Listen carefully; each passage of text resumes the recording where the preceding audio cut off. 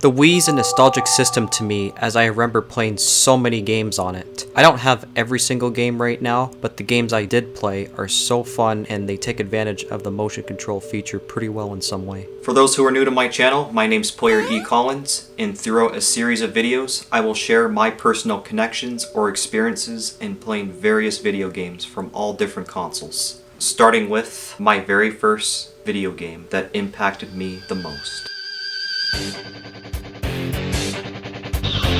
Mario Kart Wii was my first ever video game. Well, Wii Sports was the first one I owned on my original Wii, but Mario Kart was the first game I remember trying out with my cousins on their Wii 15 years ago, introducing me to the beloved system. Although my cousins had other fun Wii games too, this was the game where my passion for gaming all started, leading me to becoming a huge Mario fan today. Mario Kart Wii is one of my most replayable Mario Kart games throughout the years, and a few years after owning an original Wii for myself, my cousins gave me my very own copy of the game. This was one of my favorite gifts of all time because when I was little I was also into Mario Kart DS, and that was like the first Mario Kart I owned and beaten. So just having a copy of this is so cool, but it did take me a while to unlock everything. I mean, a very long time to be exact. The biggest problem for me was taking a while to find the right control and drift method. I originally played this game with the tilt controls and automatic drifting, which made the gameplay pretty challenging in trying to win first place. I mean, some tracks work fine as I have beaten some 50 and 100cc cups with these controls, but in general, the problem with automatic drifting and tilt controls is the lack of control when driving. There's no drift, and if I over tilt, I would run into things, slowing me down, ruining my chances for first place. Like, I totally get the immersiveness in the tilt controls, especially in promoting the Wii wheel, but it's got flaws affecting the gameplay. Thankfully, the best control method I found was manual drifting with the remote and nunchuck. I didn't discover this control method till I was like a teenager, and playing like this made me way better at the game ever since. The button placements just feel right, making me feel like I'm in much more control while driving, and also being able to take advantage of the motion controls by shaking my remote doing tricks. The drifting feels much more satisfying too, as I can easily pull off as many as I would like without feeling clunky, especially in areas that don't require sharp turns. A few times I did try out the classic Pro and GameCube controllers too, and everything is great with those, with the only flaw being the trick with the lower D-pad. The shoulder buttons would have just felt more natural to do it. Not a bad control option, but honestly the remote and nunchuck is the way to go in manual drifting. The Grand Prix mode is the most infamous starting point in the Mario Kart series, as you'll have to unlock all of the tracks through winning first place overall in each of the 8 cups. For each cup, you'll get to race on 4 tracks, and if you win first place in all of them, you would get a high rank and a gold trophy. Although you can unlock cups with a bronze or a silver trophy too, I've always gone for a gold trophy and a high star ranking, as I always want to do my very best on everything. While the gold trophies were fairly easy to get, getting a star ranking, however, for the cups takes much more effort. I usually would get 1 or 2 of them for most cups in each speed, but it's the most difficult to get a 3-star ranking. You pretty much have to come in first place for all tracks, along with also completing most tracks under a certain time. I mean, I could try completing this again one day, as I surprisingly received a few 3-star rankings, but right now I am content with having at least a star ranking for every cup throughout all speeds. The beauty of Mario Kart's Grand Prix races is providing a fun way of introducing people to the tracks through unlocking them all through replayability, or even to have them all available in side modes too. Also, winning first placements for all tracks in a cup or getting a specific high ranking in a cup is very important too if you want more unlockables like characters or vehicles. Some of the Grand Prix unlockables include Mirror Mode, which is basically 150cc, but the track layouts are flipped. If you complete all of the cups throughout all speeds, 100%, all you get is a title screen that changes. Not the best reward, but hey, at least you get something, right? Completing Grand Prix is just so satisfying. It is seriously the best way to unlock the tracks, characters, and vehicles, which Mario Kart Wii has a lot of. Unlocking all of the karts and bikes are worth it, as there's a decent selection here that also look creatively designed for specific characters to use, while providing different stats for the best driving experience. Although I've used the standard kart a few times, I mainly have used the standard bike growing up. Thankfully, I found some more bikes like the Flame Runner, Bullet Bill, and Match ones. Maybe one day I'll try out some more of the karts and bikes that support and we're drifting.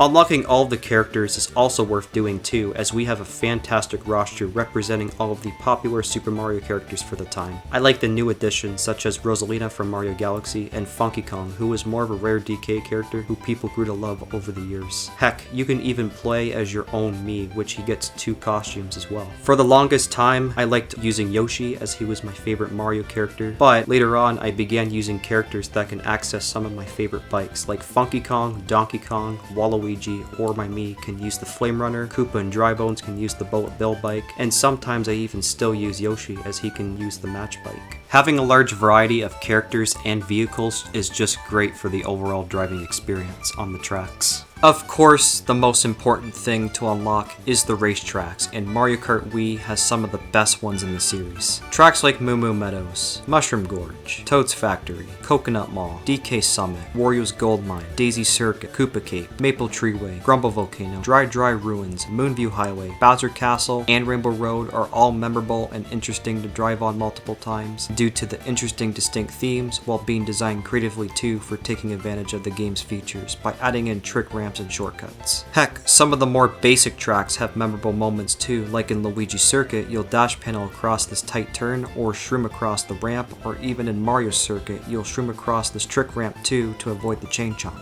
Let's not forget about the great selection of retro tracks that not only look sharp but also have stuff like shortcuts or trick ramps added onto it to blend them in better with the game's mechanics. Some examples include the half pipes or trick ramps in Waluigi Stadium, or the shortcut in SNES Mario Circuit, or even N64 Bowser Castle being able to trick onto the side railing near the end. Personally, I've always had a soft spot for the DS tracks that they added in, like Delfino Square, Desert Hills, Yoshi Falls, and Peach Gardens, all excellent picks. They honestly look much better too than they did on the DS. That's really why Nintendo has added retro tracks into the newer Mario Kart installments, as they bring back nostalgia to players while updating them to make them more modern looking and sometimes fix the issues that they previously had. Mario Kart Wii has a fantastic track selection, and it definitely shows why this game is so popular, especially by Mario Kart fans. Time trials has been another popular mode throughout the Mario Kart series, as the goal is to get the best times in beating staff ghosts on the racetracks. As a kid, I played it sometimes, but I never really came back to it until I was 100%ing this game. To unlock some of the characters and vehicles, you'll have to beat regular staff ghost times in order to unlock the expert ghosts. The ghosts were pretty slow, so half of the tracks were pretty easy, but then some other tracks were very difficult. Tracks like Rainbow Road was hard for me because I kept on falling off, and even Moonview Highway was a bit challenging because I kept on bumping into cars. Even Shy Guy Beach, I would occasionally bump into a crab while taking a shortcut, while other parts of the track would just slow me down. I eventually did get all of the expert ghosts even on those tracks, but it was pretty challenging. The main thing to beat all of these is to go pretty fast. Even if you beat the regular ghost by a few seconds, it still doesn't count. You have to almost beat them more than 5 seconds or so half of the time in order to actually get the expert ghosts a lot. Another thing is using the shortcuts for every single track. I mean, the game gives you 3 mushrooms for each lap to perform the shortcut on. Most shortcuts are pretty easy to take, but there's definitely a few tracks where it could be a little hard to find. After I unlocked everything as a teenager, I came back to this game recently because I wanted to lay the expert ghosts. I mean, some of them are obviously going to be way harder than my personal best, but there are some that were obviously close enough that I wanted to try to see if I can beat them and see what I get. However, I wouldn't really recommend going for it. There are so many attempts that I had to reset. I mean, you can just to challenge yourself, and it did feel nice to beat them all. But if you're going for this thinking you would get something, then you're heavily mistaken. Despite the challenge, I am very proud of myself for everything I've done in the time trials, and because of playing this a lot, I actually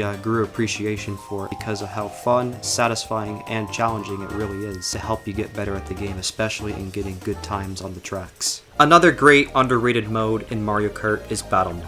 Unlike racing on tracks for first place, you battle in these arena type stages by popping the other balloons or collecting the most coins. Although both are great fun, my favorite has to be Coin Runners, as it's so satisfying finding all of the coins in every stage. Speaking of stages, Mario Kart Wii has a pretty great selection. We have a handful of new ones like Funky Kong Stadium, Delfino Pier, and Block Plaza, and another handful of retro ones like Twilight House from Mario Kart DS returning. However, the battle mode here isn't quite perfect, as I wish there were rules to turn off the timers and remove respawning players after they lose their balloons. Having these rules would have made the matches a bit more controlled, as defeating many players on screen just for them to respawn is so annoying. Also, having a timer for matches limits on fully eliminating everyone and just time to finish a game. For online, I understand time matches and not fully eliminating players, but there should have been some options regarding this for regular battle matches. I also don't like how there's no option for choosing solo matches, as you're forced to be teamed up randomly. Doing this doesn't make sense when there are options for both solo and team matches in other Mario Kart battle modes. Lastly, a minor thing that they should have included too was the use of all vehicles instead of just the standard bike and cart.